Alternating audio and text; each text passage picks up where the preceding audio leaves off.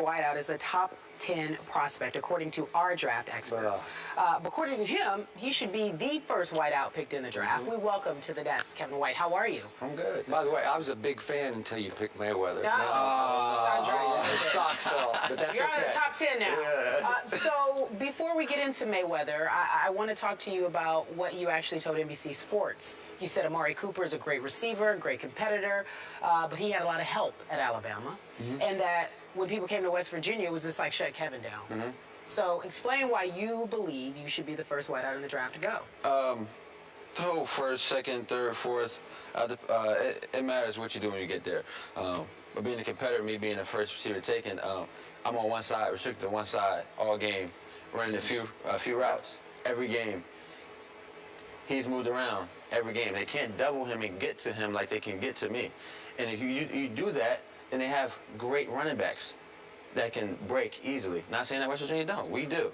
But they isolate me to one side, and they do anything they can do to me. So it's a lot harder for me to do what I have to do, being the one side. All right, now put me in the slot, put me on the left side, put me in the backfield, and watch what I do. But I'm not taking anything from Cooper. Cooper's a great guy, great competitor, great receiver, good at what he do.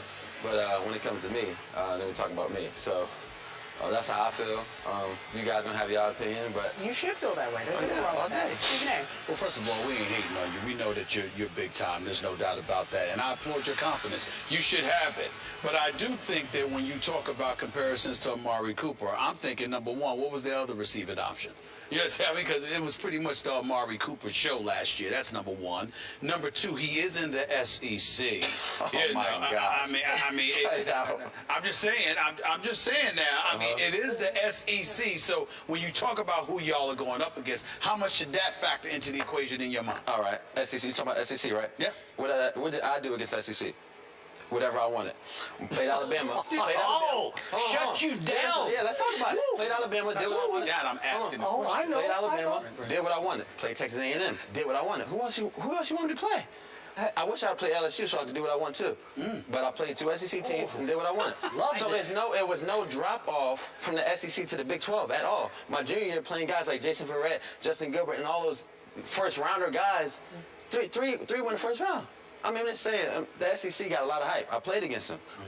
There's no drop-off from the SEC to the Big 12. No drop-off? No drop-off. Yeah, you're better equipped to answer that one than me. You know this. I am a fan of this man. No, I know that. But I'm talking about what he just said about the Big 12 compared to the SEC. You know, the Big 12 is a passing conference, and they... You know, the defenses are more geared to defend the pass because that's what they have to do. So I do not, for a second, underestimate anything you did against the Big 12. And again, I love Amari Cooper, but I love you a little more. And I've already said, I'm not just saying this for your benefit. You are so physical. You high point the ball. You rip it out of the sky. You're more NFL caliber to me because you're a little bigger and a little faster. Now, case in point, when we had Amari sitting in that chair, what was it, 2 days ago? Yeah, he looks a little bigger, but he's shorter. Yeah, okay. So he's a nice young man, and he said all the right things until I reminded him. I said, now, wait a second. Kevin White is a little bigger than you are, and he's a little faster. And he immediately turned to me, you remember this? And he said, he is not faster. Yeah. And I'm looking at the numbers, and I'm thinking, you ran 4.35 at the combine, and he ran 4.42. Am I right? Yeah. Okay, so I don't know. If maybe, is it possible he plays faster, you know, in pads than you? He does run effortlessly and smoothly. I don't take anything away from him, but are you with me that you're faster? What that time say? That's what it says. What is it? I mean, I don't control it. What did it say? What I find interesting about what you're saying, and I'm not asking for a position of knowledge. I don't know. I need you to educate me about this. When you talk about moving around, you say he's moved around, whereas you're playing one side, this is what you do, so it's easier for them to collapse on you, and it's harder for you to do what you do, but you do it anyway.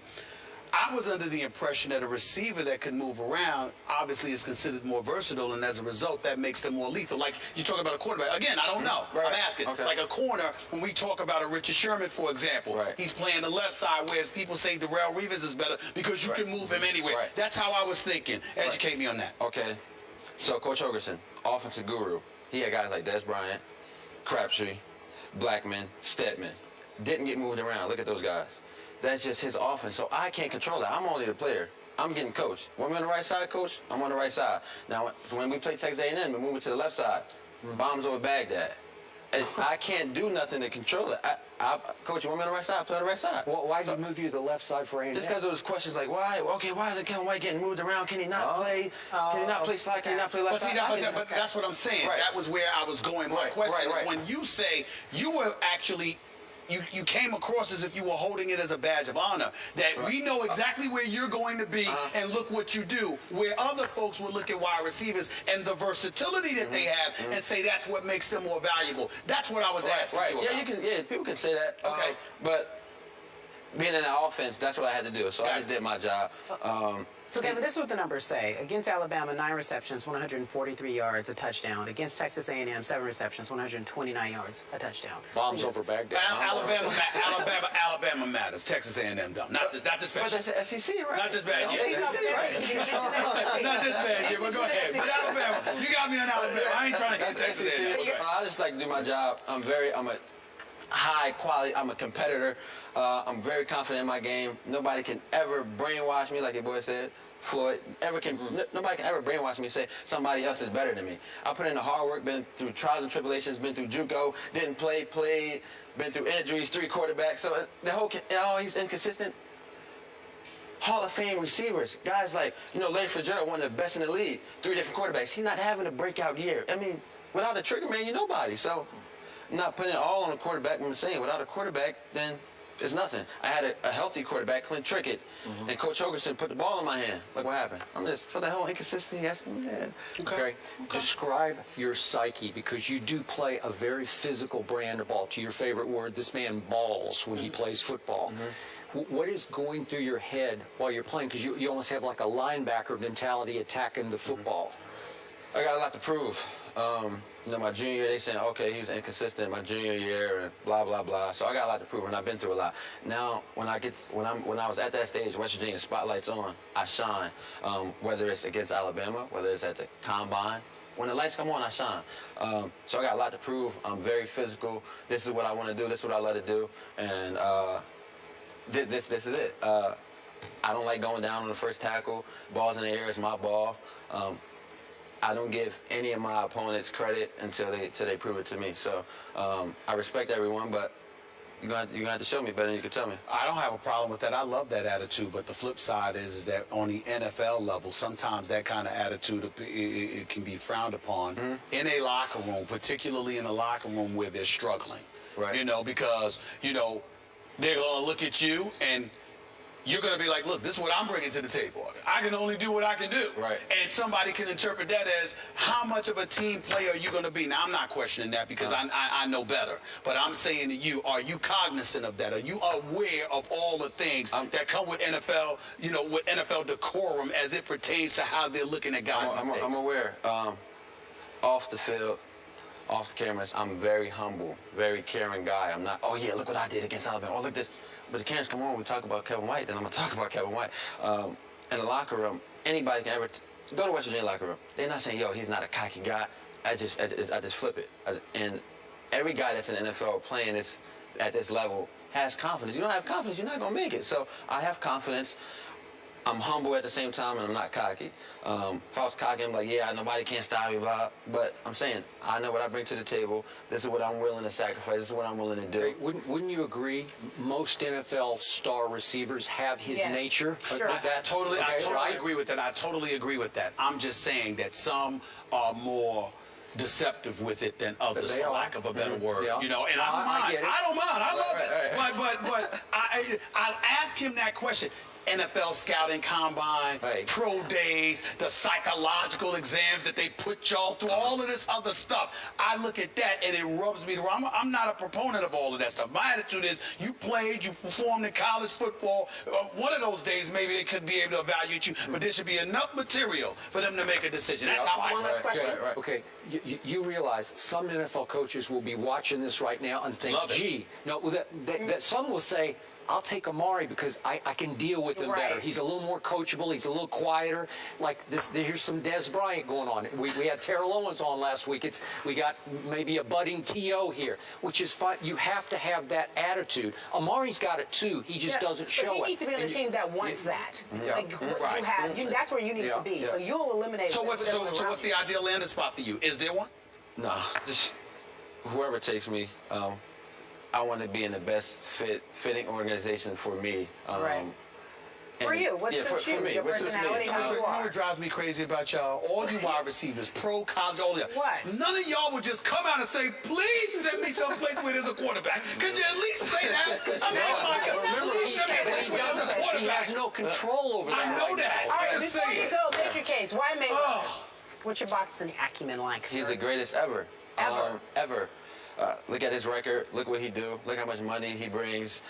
Without boxing, without Mayweather, there's no boxing. That's how I feel. I'm a huge Mayweather fan. Support him all day long. Been watching him since I was a kid. So I think Mayweather is going to crush Pacquiao. Pacquiao jumps around and punches. Mayweather defense is great. He's a smart guy. Very fast. Very quick. He's the best to ever do it. Crush as in KO? He gonna put him down. Oof. Put him to sleep. He gonna put him down. Ambien. Your stock fell again, but that's okay. Ladies and gentlemen, it has been a pleasure. Kevin White, we wish you the best. All You the really best, impressed baby. us. Exactly. You just heard from Kevin White. We are a week away from the NFL draft. Tomorrow we will have our very last projected top pick. Missouri defensive end Shane Ray will join the desk. After the break, another former heavyweight champion weighs in on the big fight May 2nd. George Foreman makes his pick, and then he gives a little perspective into what will happen after the fight. It's pretty interesting. You don't want to miss it. We'll be right back in just a few moments. Number two, he is in the SEC. Oh my God! I'm just saying. I'm just saying now.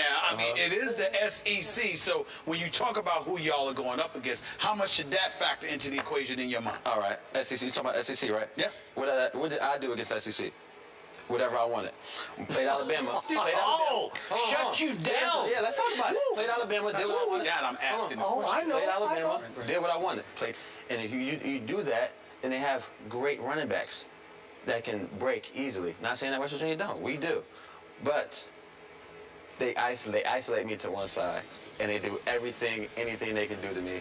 So it's a lot harder for me to do what I have to do, being the one side. All right, now put me in the slot, put me on the left side, put me in the backfield, and watch what I do. But I'm not taking anything from Cooper. Great guy. Whiteout is a top 10 prospect, according to our draft experts.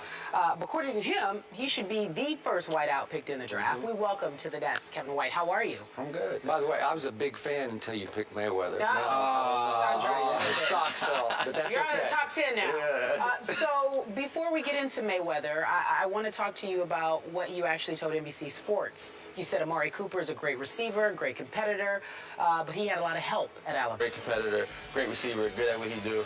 But when it comes to me, then we talk about me. So that's how I feel. You guys don't have your opinion, but You should feel that way. There's nothing wrong with that. What's your name? Well, first of all, we ain't hating on you. We know that you're big time. There's no doubt about that. And I applaud your confidence. You should have it. But I do think that when you talk about comparisons to Amari Cooper, I'm thinking, number one, what was the other receiving option? You know what I'm saying? Because it was pretty much the Amari Cooper show last year. That's number one.